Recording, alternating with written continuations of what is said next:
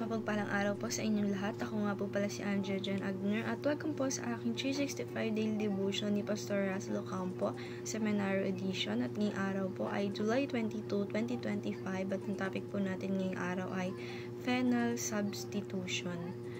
And yung scripture po natin ngayong araw is 1 Peter chapter 2 verse 24. And yung context po natin na gaano kabigat ang ating mga kasalanan. And sabi po dito na yung phenol substitution is the biblical view that Christ in His death bore the penalty of God's justice for our sins as our substitute. The word phenol points to the legal punishment for sin, and substitution means Christ took our place. At the cross, Jesus absorbed the wrath of deserved, satisfying divine justice and securing our forgiveness. He was treated as a sinner so that we could be treated as righteous. This is not a cold legal transaction, but the blazing center of God's loving and holiness, where mercy and justice met perfectly in the suffering Savior. And sabi po dito sa ating scripture na 1 Peter chapter 2 verse 24, He Himself bore our sin in His body on the cross so that we might die to sins and live for righteousness. By His wounds you have been healed. Sa Tagalog po, dinala niya sa kaniyang sariling katawan ng ating mga kasalanan sa ibabaw ng kahoy upang tayo na namatay sa kasalanan ay maging buhay sa katuwiran at dahil sa kanyang sugat kayo ay gumaling. And yung teaching number 1 po natin, sabi dito, our sin requires God's just punishment. Sabi po dito na yung mga kasalanan po natin, lahat po ng kasalanan natin is ni-require po nito na yung ating Panginoong Diyos is nagbigay talaga ng punishment doon sa mga kasalanan natin, and ito po ay required talaga.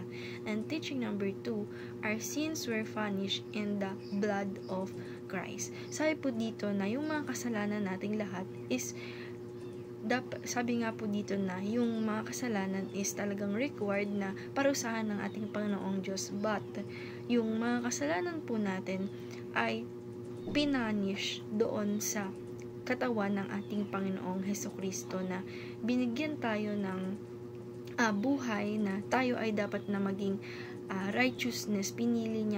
Pinili niya na yung namatay na kasalanan natin ay naging mabuhay para maging righteousness po tayo. Siya po yung nagpapanish doon siya po yung nakatanggap ng ating mga kasalanan. And teaching number 3, and yung teaching number 3 po natin is our sin were forgiven when we were justified. Sabi po dito na yung ating mga kasalanan is na patawad na po nang tayo ay ma-justify na, tayo po ay naging righteous na dahil sa ating Panginoong Hesukristo. And application number 1, lament over our sins and follow Jesus.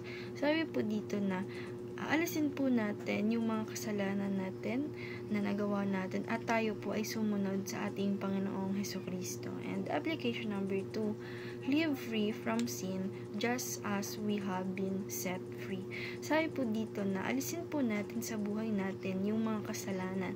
Live free. Mabuhay po tayo ng free, may freedom sa ating buhay na walang kasalanan, hindi gumagawa ng kasalanan. And gawin po natin na yung tayo po ay na set free na dahil sa ating mga kasalanan, dahil sa ating Panginoong Hesukristo. And application number 3, love Jesus who has loved us to the fullest. Sabi po dito na mahalin po natin ang ating Panginoong Hesukristo dahil nga po tayo ay minahal niya ng todo-todo, na ginawa na yung punishment ng ating God is inako niya pa para sa atin. And dahil lang po ngayong araw. Maraming salamat. God bless.